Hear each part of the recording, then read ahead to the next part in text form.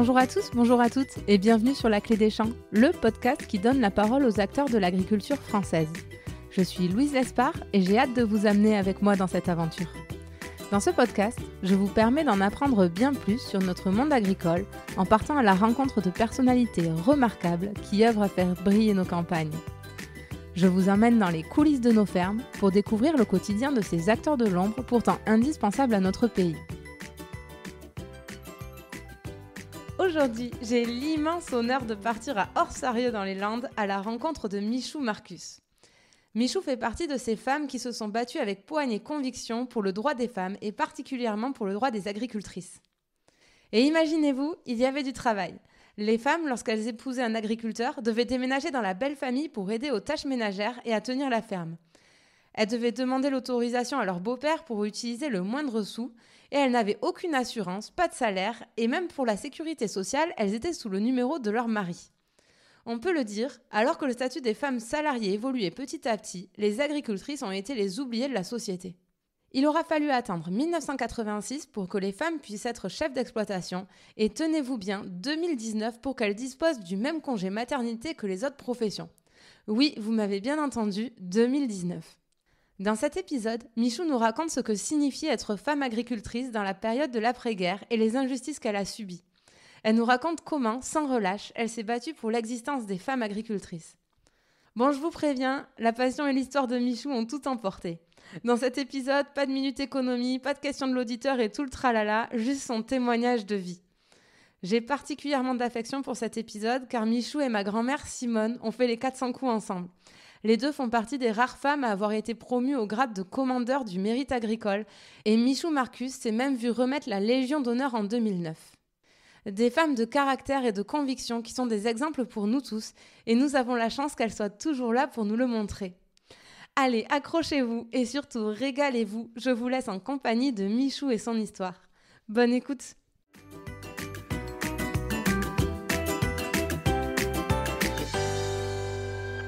Bonjour Michou. Bonjour. Merci beaucoup de m'accueillir chez vous. Mais c'est un plaisir. Ah ben pour moi aussi. C'est un plaisir. Et c'est des souvenirs aussi. Oui, c'est vrai. C'est un honneur pour moi en tout cas. Pour démarrer, est-ce que vous pourriez vous présenter et nous dire où c'est qu'on se trouve actuellement? Alors, je m'appelle Michel Marcus. Bon, tout le monde m'appelle Michou. Et même mes petits-enfants m'appellent Ma Michou. Et j'habite à Orsarieux. C'est un petit village des Landes qui se trouve entre Orthès et Mont-de-Marsan, ou entre Dax et Pau. Au cœur de la Chalosse. Au cœur de la Chalosse. Et là, on est donc chez vous, alors, dans la salle à manger. On est chez moi. La maison, ça s'appelle Mouned. Ça veut dire la monnaie. Et puis, nous y sommes venus avec mon mari après 4 ans de mariage. C'était une grange que nous avons aménagée parce que nous habitions avec nos beaux-parents. Ça a été quoi le déclic pour vous d'être agricultrice? Alors, pourquoi le déclic? Le déclic, ça a été qu'un jour, mon mari, qui était secrétaire général, trésorier du SLIR, des anciens de la JAC, agriculteur, et le président dit, mais voilà, les Landes, nous sommes à la dernière place au revenu par exploitation, sur le plan national. Nous pourrions gagner bien des places et gagner notre vie autrement. Et d'abord en agrandissant nos exploitations, si on défrichait un peu, et deuxièmement, si on modernisait nos exploitations. Et on pourrait faire ça, mais il faudrait que les femmes soient d'accord. Et pour cela, il faudrait que les femmes, on puisse les réunir et leur parler. Et pour ça, ils nous en font une qui ose le faire et qui soit un peu débrouillarde quand même. Et alors, mon mari, Armand est parti, il dit, oui, moi j'en connais une, c'est la mienne. Et c'est comme ça que j'ai été prise à revoir avec beaucoup plus d'attention. Parce qu'avant, je venais de travailler pendant 3 années à Paris. D'accord. J'avais 25 ans, et quand je suis arrivée, toutes les femmes partaient de l'agriculture. C'est vrai que, d'abord, rien n'était organisé, il n'y avait rien du tout, et quand on vient de Paris, on prend sa douche tous les soirs. Quand on tombe ici, dans les Landes, pas d'eau, rien, pas d'appareil ménager, rien. Et puis c'était la guerre, en 1943, 1944, 1945. Et là, on revenait de la guerre, c'était en 1953. Et oui. Et donc, c'est à ce moment-là que vous êtes devenue agricultrice, c'est en épousant votre mari? J'ai épousé mon mari et j'ai épousé l'agriculture. Eh oui. Ah ouais, là, c'est une pierre deux coups. Parce que vos parents étaient pas agriculteurs, j'ai vu. Non, ils étaient régisseurs. Ok. Ils étaient régisseurs. Et ils avaient des métayers. Alors, moi, je voyais même un jour, pour vous dire, les métayers, un jour, ma belle-mère, je vois arriver un monsieur avec la moitié d'un cochon sur le dos. Il portait la viande sur le dos, comme ça. Je lui ai dit, ben dis donc. Et alors, c'était le père d'une de mes amies qui venait, qui était métayer. Et mes parents étaient les propriétaires. Et alors, je lui dis, mais je sais, ces gens étaient malheureux comme tout. Là, il y avait une fille qui était à peu près de mon âge. Il crevait de faim dans une petite exploitation. Le papa buvait un peu, métayer, il fallait tout partager. Parce que le métayer, c'était celui qui gérait la ferme pour le compte de propriétaires. Eh bien, exactement. Il fallait partager 50% de la récolte.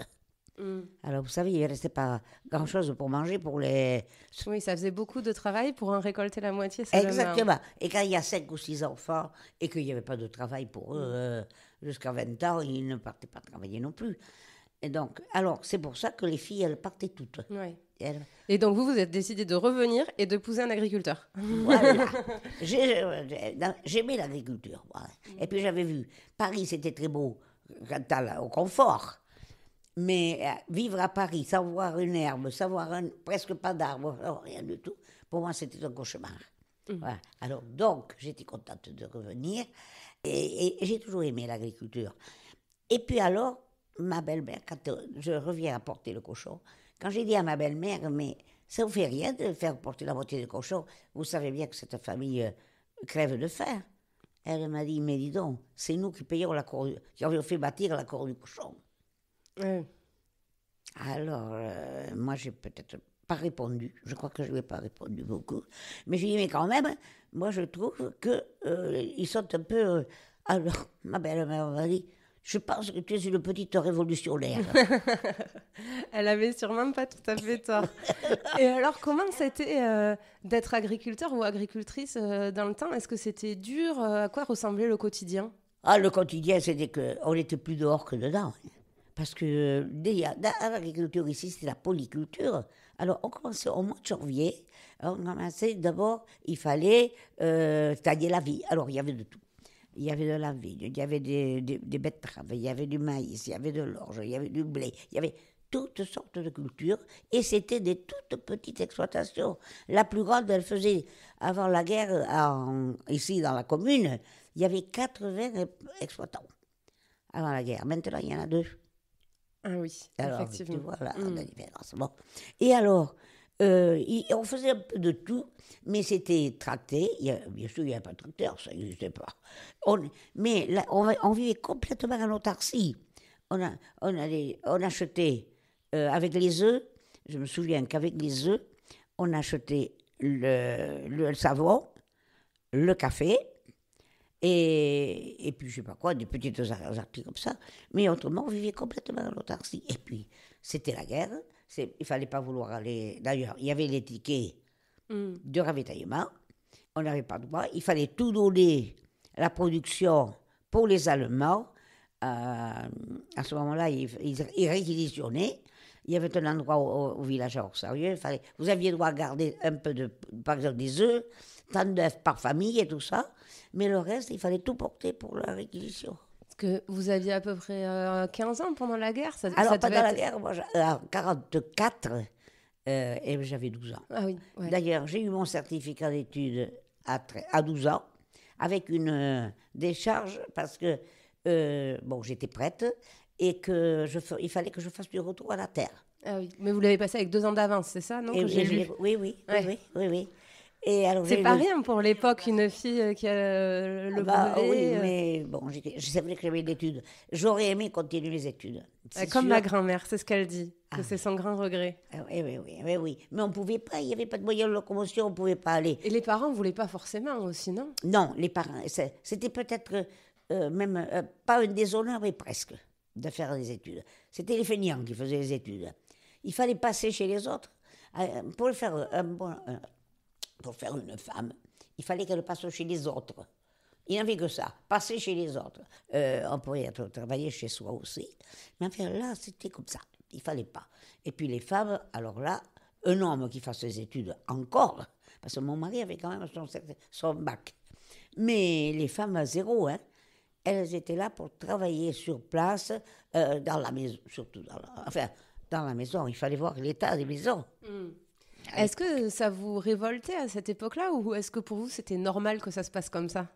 Ah mais non, ah non, non, non. Et surtout quand, alors, bon, quand j'avais 14 ans, je l'acceptais parce que je n'avais pas vu ailleurs. Mais après, comme j'étais partie travailler à Paris, eh ben, je suis partie travailler à Paris parce que j'ai travaillé dans les Landes et que les Landes m'ont envoyé pour faire des études à Paris. C'était le sauvetage de l'enfance, entre parenthèses. Mais si je n'avais pas vu ailleurs, j'aurais été comme les autres. Et alors, cela, je reviens à la fourcade. Il me dit, tu vas fort. C'est un monsieur dont on a parlé au café avant l'enregistrement. Alors, sur la fourcade, quand il me convoque, et il me dit, voilà, il va falloir que tu me retrouves un groupe qui ait envie de réfléchir à votre état actuel. Donc c'est quand même un homme et les syndicats agricoles des Oui. hommes qui étaient menés par les hommes qui ont décidé de laisser un petit peu de place aux femmes à ce moment-là. Lui, un mais pas seul. les autres, hein. Ah, pas les autres. Et alors, il faut là, tu te mets un petit groupe autour de toi, et là, vous allez réfléchir, parce que nous étudions comment un peu transformer les exploitations, on ne peut pas le faire sans les femmes. Pourquoi? Parce que c'était les femmes qui tenaient les clés de l'intérieur. Parce que ça s'appelait, à ce moment-là, on appelait ça la down. C'est elle qui décide de tout, là, en réalité. C'est toujours pareil. Nous avions une jeune femme qui est arrivée dans les Landes comme conseillère agricole de la direction départementale, et c'est devenu mon amie. Et un jour, je lui dis, mais elle faisait une réunion pour les hommes, et elle est venue prendre le café, ici. Je lui dis, mais Jacqueline, vous ne croyez pas qu'on pourrait faire un voyage d'études pour les femmes comme vous, parce qu'elle venait, parce qu'elle préparait un voyage d'études. C'était quoi les Agricole. voyages d'études? C'était Un pour voir voyage comment d'études. ça se faisait ailleurs? Voilà, exactement. On allait visiter d'autres fermes. On allait visiter, pas toujours des fermes, on allait visiter une organisation. Nous les avons amenés, on avait un institut, il y avait l'INRA à côté qui élevait des canards on a vu comment on faisait naître les canards avec les incubateurs. Alors je parle les filles toutes de la JAC, moi. Je leur envoie un mot, voilà, ça serait sympathique qu'on se réunisse. Bon, très bien. Et alors, on fixe le jour. Jacqueline me dit, vous savez, il va falloir qu'on trouve quand même une ou deux voitures. Comment on va faire? Alors, on a mobilisé, on a demandé à deux autres conseillers agricoles qui étaient là, et elle, sa voiture, où elle dit, avec 3 voitures, on l'aura assez. Les inscriptions arrivent, tous les jours, une avalanche d'inscriptions. Parce qu'il n'y avait pas de téléphone à l'époque. Hein. On n'avait pas de téléphone. Alors, ça arrivait par la poste. Et moi, j'avais 53 au départ. Ah oui, avec 3 voitures, ça allait être serré. Et alors, on fait venir un car. Et nous avons préparé un programme. Alors moi, j'ai dit, moi, j'aimerais bien que les filles d'ici aillent voir un peu comment ça se passe dans les usines. Est-ce qu'elles sont plus heureuses que nous, ces filles qui rêvent de partir à l'usine? Alors, on est allé voir une usine de chaises, puisque nous avions le centre de la chaise à Agenmaux, c'était facile. Nous sommes allés voir comment nos produits étaient transformés dans une laiterie. Et après, nous allons voir comment on pouvait élever des volailles avec des incubateurs. Et que ces femmes, quand elles sont revenues, elles étaient enchantées. Enchantées. Alors, je leur propose de se réunir, que nous nous réunirions l'après-midi tous les mois dans un café à Agenmaux et que chacune apporte les idées qu'elle aurait pour améliorer leur vie pour travailler facilement et tout ça. Alors là, voilà dit pas qu'il vient dans la foulée, là, le recenseur. Le recenseur, et puis nous discutions, on était en train de garnir le papier. Il me dit, et vous, madame, qu'est-ce que je vous mets? Ménagère. Mais non, mais je suis agricultrice. Ça n'existe pas. Il n'y avait pas la case agricultrice sur le recensement. Et ça n'était pas, il n'y avait pas, ça n'existait pas. Alors je dis, mais non, mais attendez. Et mais non. Et qu'est-ce qu'on est alors, nous? Eh bien, rien. le sang ne m'a fait qu'un tour. Je lui ai dit, tu vas voir si on va être rien. Alors, je lui ai dit, alors, quelle retraite on aura? Et comment on n'était pas assurés. Les assurances étaient nés à 45. Donc, j'ai dit, mais attends, j'en parle à la première réunion que nous avons eue avec mes chères femmes. Et oui, et bien tout était comme ça. On n'était pas, les maris étaient salariés de leurs parents ou pas. Il n'y avait aucune assurance. Et on n'avait droit à rien. Alors, parce que j'ai vu même la sécurité sociale, vous étiez sous le numéro de sécurité sociale du mari. On n'avait pas de numéro de sécurité sociale, on n'avait rien. Rien. Et c'est comme ça que j'ai commencé à voir tout ce qui manquait aux femmes et les droits qu'on avait. On avait le droit de rien. Même quand on se mariait, même que nous soyons adultes, si on se mariait, on redevenait mineur. Ah oui. On n'avait pas le droit de signer le contrat de métayage ou de fermage. On n'avait pas le droit de signer pour le crédit agricole. Là, mon mari il faisait l'emprunt au crédit agricole. On n'en faisait pas beaucoup d'emprunts encore parce qu'il existait tout juste. Et puis moi, quand j'ai pris mon numéro au crédit agricole, que j'ai commencé à y aller, j'ai le numéro 229. Alors, vous voyez. Effectivement, c'était le tout début. C'était intéressant ce que vous disiez sur le fait que vous ayez organisé une visite d'usine. Parce que même avant la guerre et après la guerre, il y a eu une exode rural. Les gens sont partis travailler en ville dans les usines en se disant que ça serait mieux. Et voilà. Et alors, ça a été quoi les conclusions? Les femmes, elles se sont dit quoi? Oui, alors, moi je leur dis, et puis avec Jacqueline, parce qu'on préparait notre réunion avec Jacqueline, on n'arrivait pas le nez en l'air comme ça. Et elle avait des idées très, très avancées aussi. Moi j'ai dit, écoutez, il faudrait qu'on arrive à ces jeunes femmes. Parce que ce qu'il y avait, c'est quand vous vouliez 2 sous, vous vouliez aller à Agen, enfin, même, parce qu'elles avaient un vélo quand il y en avait, parce que c'était la prière, il n'y avait même pas un vélo. Il y avait 1 ou 2 vélos dans la famille. Il n'y avait pas de voiture, il n'y avait rien de tout ça. Hein. Moi, j'ai eu mon permis de conduire en 1950, parce que mon père avait une voiture et que lui, il ne conduisait pas. Et alors, il me dit, moi, j'ai la voiture. Mais la voiture était au garage. Alors, j'ai passé mon permis, mais j'étais la seule femme dans le canton à 50 ans. Et elles étaient obligées d'attendre que, pour venir à nos réunions, d'avoir le vélo libre. Et autrement, il y en a qui venaient, qui faisaient 3 km à pied. Oh là là. Et alors, pendant ces réunions, c'était quoi l'ambiance Ah oui, très sympathique. Très, très sympathique. Elles étaient enthousiastes. Mais il y a eu de la sélection quand même, parce qu'on était partis à 50.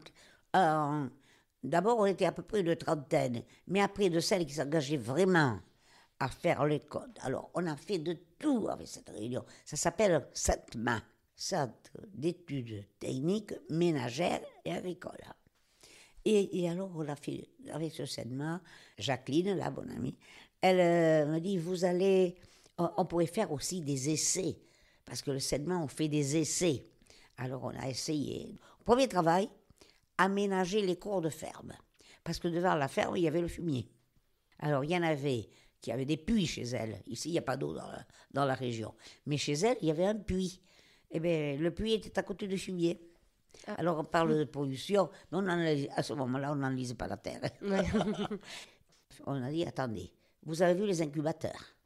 Eh bien, on va essayer de voir comment on peut faire au moins chacune un petit élevage de poulets pour que vous puissiez avoir un peu d'argent liquide. Ouais. C'est leur propre... Oui, que ce soit votre propre atelier. C'était déjà une petite révolution. C'était accepté par les maris, ça, que les femmes, elles aient leur poule à... Ah oui, à ils ne disaient pas grand-chose. Et même, on a essayé de faire...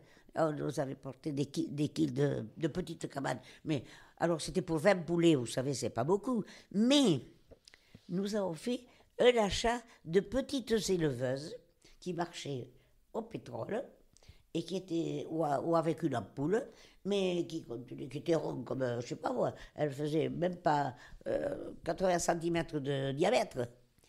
Et là, on a mis nos poussins, on a fait un achat, on s'est arrangé pour acheter les poussins en commun, les éleveuses en commun, et puis alors, ce qu'on a appris à faire aussi, un peu pas de la comptabilité, mais si, les hommes ici, il y en avait aucun qui savait tenir un crayon, hein. Ils ne marquaient rien, ils ne comptaient pas. C'était tout dans leur tête. mais ça ne nous dit pas grand-chose. Alors, on a commencé comme ça, à faire un peu de quoi. Pas de la comptabilité, c'était pas de la comptabilité, c'est pas vrai. C'était de l'organisation. On leur avait fait prendre un cahier à chacune. Le cahier de la famille et le cahier de leur travail. Alors, il y avait le prix d'achat des poulets, il y avait le prix d'achat des trucs, il y avait tout ça. Et puis après, il y avait la vente de poulets qu'on allait vendre sur le marché. Ensemble? Ah non, non, non, non, Chacun non, de non, son ça, côté. non. On ne pouvait pas les porter, c'est à cause du vélo. Mm. Et alors, on portait, je sais pas, 3 ou 4 paires de poulets. Mais enfin, on était heureuses. Elles avaient quand même un peu d'autonomie. Ouais. Et alors là, ça a commencé à se développer. Et on a fait d'abord de l'organisation aussi du travail, qu'il ne fallait pas les mettre ça là et ça là-bas. On comptait les pas qu'on faisait dans la journée. On a fait un travail énorme de ce côté-là, libéré. J'ai l'impression que ce qui a été clé pour aider les femmes à commencer à s'émanciper, c'est le collectif finalement et l'entraide non, entre les femmes. L'entraide. Et c'est comme ça qu'est arrivé. Alors, les hommes de leur côté, ils travaillaient. À la JAC, on y avait réfléchi un peu à ça. Hein. Surtout les achats et le travail en commun. C'est comme ça qu'on a vu naître les CUMA. Hein. Les CUMA, du coup, c'est des associations qui permettent aux agriculteurs d'acheter du matériel en commun. En commun, voilà. Justement, la JAC aussi, ça a été précurseur là-dessus de l'émancipation des agriculteurs de la nouvelle génération au global. Vous pouvez nous raconter le rôle que ça a joué, sur quoi vous réfléchissiez mais c'est là que vous avez commencé à vous dire, les parents, merci, au revoir, on va faire comme on veut, non? Alors, vous allez voir. Quand elles ont eu un peu de sous, ces femmes, on a dit, mais la cohabitation, elle est lourde quand même. Et puis un jour, nous avions une réunion. Ça s'appelait les chrétiens dans le monde rural. Et alors, on avait une réunion autour d'un monnier et tous, on se plaignait. Et là, et ma mère, et j'ai pas pu faire ça, elle m'a critiqué, nanana. Et puis, tout d'un coup, notre monnier tape du poing sur la table. Parce que c'était une réunion de jeunes foyers. Il tape le poing sur la table et il dit, mais messieurs, vous avez vu dans quel état vous mettez vos femmes? Et vous n'avez pas honte? Vous ne savez pas que c'est l'étouffement complet de la personne? Vous êtes chez vous. Mais votre épouse, vous êtes rendu compte qu'elle pleurait? Il leur a fichu une savonnée, si bien qu'on a décidé, on était une dizaine, hein, on a décidé que tous, la réunion de l'an prochain, à la même date, on aurait tous décohabité. Ah oui. Et c'est ce qui s'est passé. C'est pour ça que nous sommes arrivés ici. Alors on avait préparé de dire comment il fallait le préparer doucement, préparer les parents et les beaux-frères et les belles-sœurs et la tribu. Il fallait voir comment on pouvait aménager quelque chose sans que ça soit trop cher pour les uns et pour les autres. Et surtout, ne pas se couper des grands-parents. Parce que les enfants, ils avaient besoin de leurs grands-parents. Mais alors, je ne vous dis pas, ça a été la révolution. Ah oui, comment l'annoncer, ça? Comment annoncer Papa, ça? maman, on va partir. Et alors, un jour, je vais au marché. J'ai une femme qui m'accoste. Mais qu'est-ce que vous allez mettre la pagaille dans nos maisons? Mais elle m'a fichu une avoinée dont je me suis rappelé longtemps. J'ai dit, attention où je mets les pieds. Bon, mais ça marchait quand même. Eh bien, 5 ans après, on n'habitait plus chez les parents. 5 ans après, c'était fini la cohabitation. Ouais. Mais ça a été vite une fois que ça a été en marche. alors, avec 2 ou 3, là, parce qu'on avait fait le Sénat, mais nous avions fait un petit bureau de 7 ou 8, qui était plus quand même, ou 10 même, qui était un peu plus débrouillard que les autres. On se réunissait même entre nous pour préparer la réunion. J'ai toujours fait équipe, moi, parce que quand on décide tout seul, on ne va pas loin. Alors, on décidait, et puis on était arrivés, après à mettre tous nos chiffres, à comparer nos chiffres, les réussites, les trucs, pour tout. Et les hommes, ils faisaient. Eh bien, ils faisaient un peu aussi, comme ça. Ok. De voir ce qui marche chez les uns, ce qui marche moins, pour essayer de tous progresser ensemble. Voilà. Et en 60. Et puis alors, mais tout y était. On parlait, dans ce temps, on est arrivé à parler même de l'orientation des enfants. Alors, on a créé tout un tas de groupements d'achat. Les premiers groupements d'achat, ça a été des gaveuses. Pour les canards. C'est les canards qui gavaient. C'est pas les canards. On gavait les canards. Non. Peut-être dans les prochaines années, ce sera l'inverse, mais pour l'instant, on a toujours la main. Non. Et alors, on gavait. Et puis, il y avait le côté, comment je veux dire, personnel, et puis le côté aussi, tout ce qui est droit. Il n'y avait pas d'allocation, il y avait juste les allocations familiales. Ça, on avait les allocations familiales. Mais on a obtenu le 10% pour enfants aussi après, à la retraite, pour qu'on puisse avoir plus tard. Parce qu'on avait élevé nos enfants et qu'on n'avait rien touché. Parce que les allocations familiales, elles venaient juste d'arriver. Hein. Oui. Combien vous avez eu d'enfants? Ah oui, alors j'ai eu 4 enfants. Un garçon qui a continué l'exploitation et 3 filles. Ah ouais. Alors les 3 filles, elles sont allées quand même elles sont allées à l'école, elles, toutes. Et mon garçon, quand il a eu son bac agricole, eh bien, il a pas voulu continuer. Voilà. Mais du coup, mine de rien, ça devait faire un quotidien chargé parce qu'entre votre engagement pour les agricultrices, les 4 enfants, l'exploitation, la maison à tenir, etc., ça faisait des grosses journées, non? Ah oui.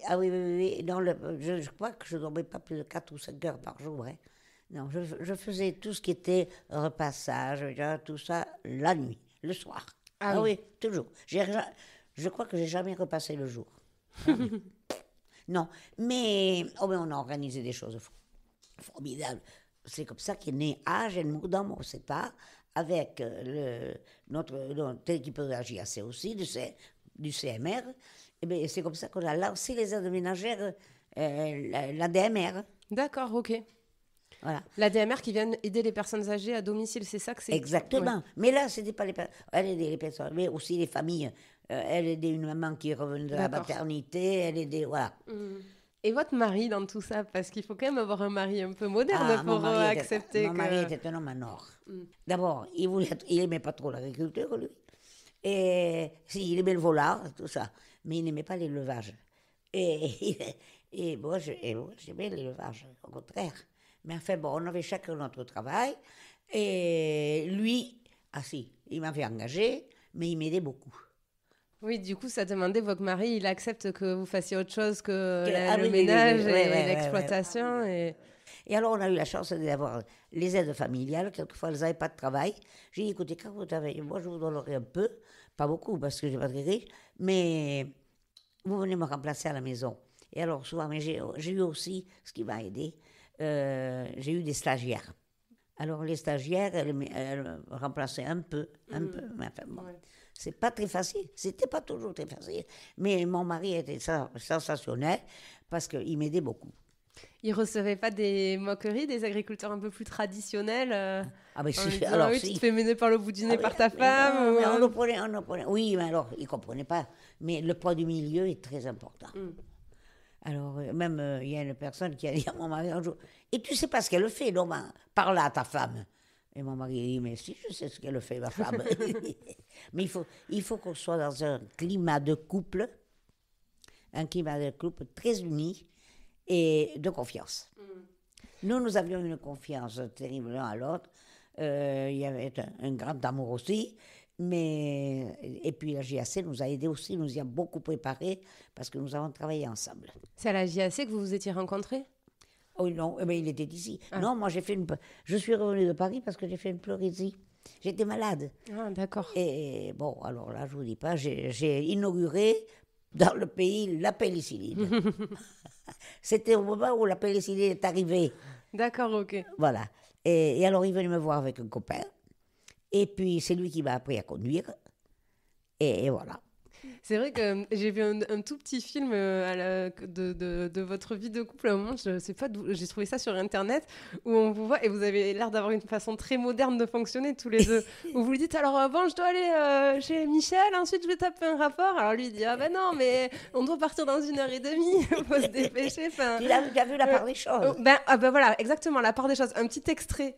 Très bien. Et alors, bon, vous avez lutté pour le droit des agricultrices et ça c'était en parallèle aussi de la lutte pour le droit des femmes en général. Et pour le droit des femmes. Et notamment, j'ai vu dans les années 70 que vous avez participé à des groupes de réflexion autour de l'avortement. Oui. Et avec pas n'importe qui, je crois, avec Simone Veil. Avec Simone Veil, ah oui, et le docteur Leviat. Oui, oui. Mais comment vous vous êtes retrouvés Voilà, comment j'y suis allée. Alors, d'abord, Lafourcade, il m'a dit, tu vas adhérer, tu vas aller à la commission. Il a créé la commission des agricultrices syndicalement. Bon, il n'y avait que moi. J'étais toute seule au conseil d'administration de ces messieurs, mais on avait créé toutes des fabrications. Il y avait une autre personne dans la Haute-Lande, là, qui formait aussi un autre CETA. Elle s'appelait Madame Brett. Et alors, elle ne venait pas aux réunions avec les hommes. Mais elle travaillait aussi avec des femmes. Et nous étions on se tutoyait, enfin, on se voyait. Et donc, on essayait chacune de notre côté de faire avancer tous les problèmes que nous avions. Alors, parce que chaque année, au début de l'année, on demandait aux gens, aux femmes, quels étaient leurs ennuis, qu'est-ce qu'elles désiraient, qu'est-ce qui leur manquait. Enfin, alors on marquait tout ça, et puis voilà, puis on faisait un tri. Après, on présentait ce programme au CDDA, c'était la direction départementale de l'agriculture, et on était à la préfecture. Il fallait préparer un programme pour 2 ans. Et là, on nous donnait une subvention qui nous aidait quand même, bien, très importante. Hein. Et même on est arrivé pour se payer un conseiller. Alors, et alors moi j'ai demandé, comme on n'avait pas assez pour payer le conseiller, j'ai demandé à la Chambre d'agriculture et à la mutualité sociale agricole s'ils ne pouvaient pas nous aider quelqu'un. Et aux années 66, on a eu la chance d'avoir non seulement la conseillère agricole là, mais une autre conseillère agricole qui suivait. Et nous avons formé des groupes en 66, ça s'appelait les groupes de développement agricole. D'accord. Et alors, ces groupes, ils travaillaient tous et ils formaient des programmes. Et on avait des programmes très intéressants sur tout ce qui a trait à la vie de la femme en agriculture. Très bien. Voilà. Et c'est le fait que vous ayez participé à ces groupes qui après a fait que vous êtes allé Alors là, du coup, je suis allée à la commission nationale des femmes. Et en 76 ou 77, je ne me souviens plus des dates exactement, on parlait donc... Alors, mon délégué, il fallait aller au ministère de la Santé. Il demandait que les rurales... Et moi, je représentais les rurales pour toute la France dans ce comité. D'accord. Et elle m'avait délégué là. Il n'y a aucune qui voulait y aller. On va y avoir Michou. Alors là... Ça a dû être impressionnant oui. d'être là. Ah oui, et puis j'ai toujours eu des complexes comme je n'avais pas fait d'études. J'avais eu mon certificat à 12 ans et après, niet, un peu à Paris pour la psychologie de l'enfant. Mais j'avais peur de répondre, je rouchissais pour rien. Et puis alors ces dames, elles arrivaient certaines, elles avaient un culot de capitaine. Il y en a une surtout qui était arrogante. Hey, c'est le droit, c'est mon corps. Et je voyais Madame Veil qui devenait toute blanche. Il y avait des fois elle blanchissait, il y a d'autres fois elle avait les larmes qui lui coulaient. Tellement elle se battait pour faire comprendre. Il faut qu'on arrive à mettre les gens au courant, leur dire. Et puis alors, mais elle était tellement simple, tellement gentille. Et puis elle voyait la petite agricultrice là. Elle vous a pris sous son elle aile. était gentille, mais moi terrible. Est-ce que ce mépris, le mot est peut-être un peu fort, mais est-ce qu'il n'y a pas eu un mépris de classe qui a fait aussi que les agricultrices, parce que les femmes salariées, en attendant, elles, leur droit a évolué petit à petit dans le sens des choses, comme les femmes au global, mais les agricultrices, elles ont été oubliées, non ? Est-ce que ce n'est pas un mépris de classe un peu aussi entre ville et champ ? Mais elles étaient oubliées. D'abord, un jour, je prenais le train, nous étions à 2 à partir à une réunion à Paris. Et dans le train, on a retrouvé 2 personnes. On a discuté avec elles, tout ça, bon, très gentiment. Et puis quand on arrivait à Paris, nous, on avait emporté de quoi se changer un peu, de se maquiller un peu. Et puis, et vous êtes agricultrice, et vous vous habillez comme ça. Elles ont eu l'air de dire que les agriculteurs, c'était des fantômes, des gens qui ne savaient pas s'habiller, qui ne savaient pas se maquiller un peu. Mais nous avons été blessés même de la façon dont ces dames nous toisaient. Ouais, l'image qu'elles avaient de l'agriculture. Mais c'est vrai que je me souviens que dans les années, on avait tout le foulard sur la tête. Ah oui. On avait toujours un foulard sur la tête. Aujourd'hui, on dit que le foulard... Mais dans notre milieu, on était à la JAC, puis on allait à la messe, tout ça. Mais il fallait, en allant à la messe, il fallait toujours avoir quelque chose sur la tête, une mantille ou un foulard. Hein? Il fallait s'habiller de noir. Il fallait, dès qu'on perdait quelqu'un pour porter le deuil. C'était 3 ans pour une veuve et 2 ans pour la famille. C'est long. Tout en noir pendant 3 ans. Voilà. Mais qu'on se rende compte, la lutte, elle a quand même été très longue, parce que je voyais très longue. Il y a qu'en 1988, que les femmes ont eu le droit d'avoir le statut de chef d'exploitation. C'est quand même, ça me paraît dingue. Et qu'en 2019, le congé maternité a été allongé pour être équivalent à ceux de salariés. Exactement. 2019. En 2019, oui. Et même la retraite complémentaire qui a été accordée, parce qu'il n'y avait pas de retraite complémentaire pour les agriculteurs. Enfin, c'était des gens sauvages, je pense, les agriculteurs. Il n'y avait pas de retraite complémentaire pour les agriculteurs. Eh bien, c'est en 97 qu'on a eu droit, mais les femmes n'y avaient pas droit. Ouais, c'est fou.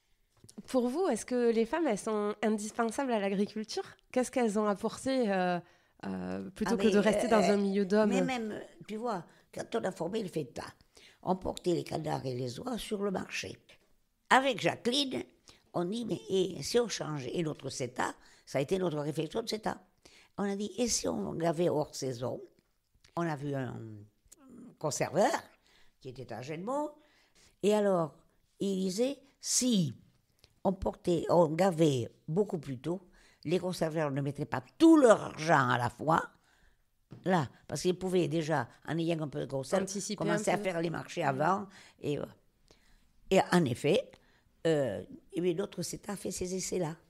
Mais je vais vous dire que du coup est arrivée la coopérative c'est appelé la STICA foie gras.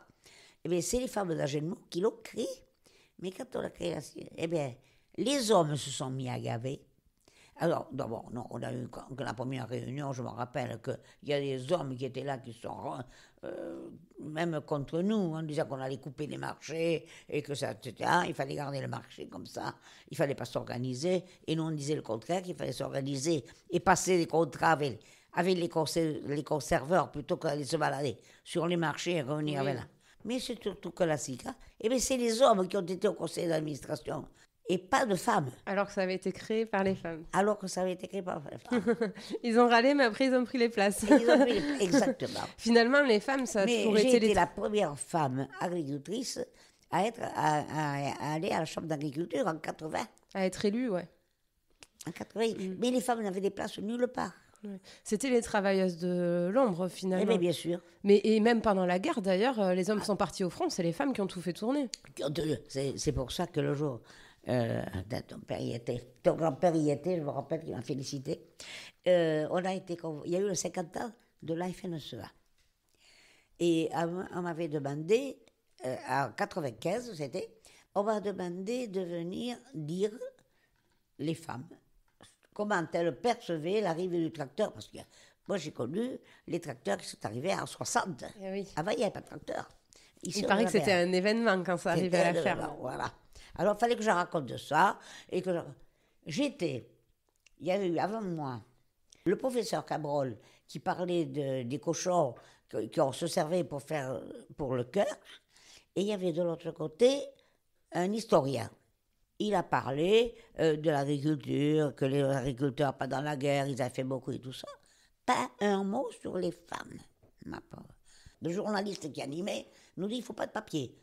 Moi, je me suis préparé un petit truc. Le tracteur, pourquoi on l'avait? C'était pas facile parce qu'il n'y avait pas de relevage. Enfin bon, il fallait que la femme vienne sur le tracteur pour tirer la ficelle, pour lever les charrues, parce que c'était pas 3 points. Enfin bon, technique. Et puis, quand même, comme le travail de la main avait quand même aidé beaucoup les femmes. Mais surtout les hommes. Parce que l'homme était sur le tracteur et la femme, elle épandait le fumier à la main. Ah oui. Alors là aussi, autre chose que je disais dans mes réunions, monsieur, vous achetez un semoir. Vous en servez combien de temps de votre semoir? Le temps de la semaille. Mais la femme, la machine à laver coûte moitié prix ou même plus que votre semoir. Et la machine à laver le linge, elle le lave tous les jours. C'est des aliments comme ça qu'on leur fait cher les pâtes aux hommes. C'est bien. Et alors, le sang m'a fait qu'un tour. Alain Decaux, c'est un grand historien. Alors, il était là. Et moi, j'étais entre tous les deux à la tribune, 5000 personnes. Et je me disais, comment je vais leur dire ça? Alors, j'ai dit, excusez-moi, mais je crois qu'il y a eu un petit oubli dans le rapport qui a été fait il y a quelques minutes. On a oublié de dire que les femmes, c'était elles qui avaient tenu les exploitations dans la porte. Ma pauvre. Un tonnerre d'applaudissements. Un tonnerre d'applaudissements. Je ne savais plus. Et ma fille était... Alors, je criais le plus. Dans ce que j'allais dire, je ne voyais que ma fille. Geneviève est très critique. Je dis, qu'est-ce qu'elle va me passer à la sortie. Si je dis un mot de travers. Alors, et quand j'ai entendu quelqu'un, quand on sortait, Michou, Michou, elle me dit, bah, maman, hein, oui, Michou, Michou. Mais c'est bien ce que tu as dit. Soulagement. Et alors, est-ce que vous pensez que le plus dur est fait pour le droit des femmes agricultrices ou... Non. Pour les agricultrices, il y aurait beaucoup de choses à améliorer. Maintenant, moi, je perds de vue un peu parce qu'à mon âge... Vous avez fait le travail, il faut qu'on prenne la relève maintenant. Mais voilà, mais il faut prendre la relève. Et je suis très amie avec la présidente de la Chambre d'agriculture et je suis ravie que ça soit une femme qui soit présidente dans les Landes, qui aurait dit, il y a 50 ans, qu'on aurait une femme présidente de l'agriculture. Si bien que, quand elle a été élue, le soir, j'ai eu un message de sa part, elle me dit « Michou, merci ». Ça y est. On a réussi. Une femme à la présidence. C'est vrai que c'est un beau symbole, surtout que les Landes est un département très agricole et très rural où l'agriculture compte. Et elle compte énormément. Et on a maintenu. Et si on n'avait pas fait toute l'organisation qui était partie par les femmes du gras, parce qu'on est quand même le premier producteur de gras de France. Oui, de foie gras. Alors, c'est pour ça que les femmes chez nous ont les mains un peu déformées d'avoir gavé. Eh ben voilà, beaucoup. Et puis, oui. Et alors, si on n'avait pas eu ça, eh bien, déjà, la moitié des agriculteurs seraient partis. Et combien de petites exploitations, après, je les voyais aménager leur maison, ils ont eu des voitures, les femmes. Et le permis de conduire, comme je me suis battue pour qu'on puisse avoir le permis de conduire. On vous voit un moment au téléphone, en train de dire, mais va falloir vous dépêcher, hein. Il y a des femmes, elles ont entre 40 et 50 ans, elles n'ont toujours pas le permis, il va falloir vous bouger. Ah, ça, c'est vous aviez de l'agnac. Hein. Oui. J'ai fait l'IFOCAM, moi. C'est l'Institut de formation des cadres de président. En 61. Je suis partie 3 semaines en stage, 2 fois. En 61, à Paris. Et là, alors, moi j'étais avec des filles, elles étaient agricultrices, mais il y en avait les 3/4 qui avaient fait des études. Hein. Mais il y en avait de l'Aveyron. Elles ne voulaient plus rentrer chez elles tellement elles étaient malheureuses. Parce qu'elles étaient encore, moi j'étais plus en cohabitation, mais à l'Aveyron, elles étaient encore en cohabitation. C'est pareil, parce que l'IFOCAP, c'était tous des professeurs qui venaient nous voir, des grands journalistes, Alfred Grosser, un peintre qui est venu nous dire comment on faisait la peinture, les divers stages de la peinture. Tu parles, moi, la peinture, c'était loin de moi. Je ne connaissais rien. Et voilà. Bon, et après, alors on a fait des groupements d'achat de machines à laver, des groupements d'achat de laveuses. Alors on avait acheté une machine à gaver et on se la passait. Et qu'est-ce que vous retenez de toutes ces années de lutte pour le droit des agricultrices? J'ai beaucoup reçu, j'ai plus reçu que je l'ai donné. Parce que quand on a vu s'éveiller, ça a été comme une fleur qui est en train de s'éclore. Vous savez, elle est encore toute bourgeoise, et puis après elle s'éclore. Et c'est ce qui est arrivé pour l'autre. Nous sommes passés de la dernière place au revenu par exploitation dans les 10 premiers. En France. Oui, donc il y a eu du vrai changement. Ça a été tout à fait, moi ça a été une joie, ça, une fierté. Et en 2009, vous avez eu la Légion d'honneur. Oui. C'est pas rien. Et qui m'a été remise par le président de la FNSEA, Michel Le Métayer. Et vous savez qui était le plus fier? Ah, votre petit-fils, Vincent, qui est avec nous, qui est grand, hein, petit-fils, mais qui a mon âge. Bah oui, c'est une fierté de... Même moi, je vois pour ma grand-mère qui s'est investie à sa mesure, elle aussi. Mais attends, pour ta grand-mère. C'est des exemples. C'est moi qui l'ai décoré du mérite agricole. Non, de l'ordre national du mérite. Je savais pas que c'était vous. Tu y étais, non? C'était à la MSA? Oui. Oui, j'y étais. C'était la fois de la MSA, j'y étais. Mais c'est vrai que vous êtes des... Je trouve que vous êtes des figures, vous êtes des exemples de motivation. On le sait, vous n'avez pas eu la vie facile, là, on l'entend. Et vous vous êtes jamais plaint et vous avez toujours avancé. Je trouve qu'avec ma grand-mère, vous vous ressemblez beaucoup. Ah, toujours. Puis vous avez fait les 400 coups ensemble. Mais c'est vrai que moi, si je pouvais vous ressembler plus tard, je serais hyper fière. Quoi. Vous êtes vraiment des exemples. Mais tu sais, grâce à ta mère aussi, ta grand-mère, elle m'a invitée à venir préparer ses réunions quand elle était présidente des veuves. Et alors, moi, j'ai dit, attends, pour les veuves, les veuves agricoles, là, parce qu'il y en avait les pauvres. Hein. Alors, un jour, je vais au ministère. C'était une petite délégation de 3 femmes de la fédération, là, de la fédération nationale. Et je lui dis au ministre qui était là, et sa secrétaire, j'ai dit, mais vous avez pensé à comment elles vivent, les veuves, à l'agriculture? Et moi, je vais vous le dire, parce que je les suis, les femmes. Eh bien, les veuves, ah oui, parce que j'avais créé au sein de la section des anciens exploitants, en 96, quand je me suis occupée, j'étais vice-présidente, et j'étais membre du conseil d'administration de la FNSE à ce moment-là, j'ai créé, avec une autre, avec Denise Leblanc, on a créé, toutes les deux, on était veuves, elle n'était pas encore veuve. Elle. Je lui ai dit, écoute, tu sais ce qu'on va faire, on va essayer de créer une section pour les veuves d'exploitants. Et alors, c'est vrai que ça a très bien marché. Ça, je l'ai présenté après au conseil d'administration qui l'a adopté. Et je suis allée au ministère, donc en délégation, et la secrétaire de mairie, j'ai vu qu'elle pleurait. Elle m'a dit que je ne m'étais pas rendu compte. Ma mère ne se plaint jamais. Et oui. Parce qu'elles n'avaient rien du tout pour vivre. Elles ne touchaient rien à ce moment-là, les agricultrices. Et ben voilà. Et moi, j'étais très fière. Je veux bien le croire. Ouais. Bon, ben merci beaucoup, Michou, pour cette discussion. Ma grand-mère, justement, va arriver boire le café. Donc, sinon, on va être interrompu. Mais, je vais faire peut-être du thé pour elle. Ah, ben, ouais. Je crois qu'elle va préférer le thé, mamie. Elle sera contente. Et celui-là. Bon, merci, Michou, de nous avoir partagé votre parcours. C'était trop intéressant. C'est un peu décousu. C'était très bien. C'est ma mémoire qui... C'était parfait. Merci beaucoup. Rien.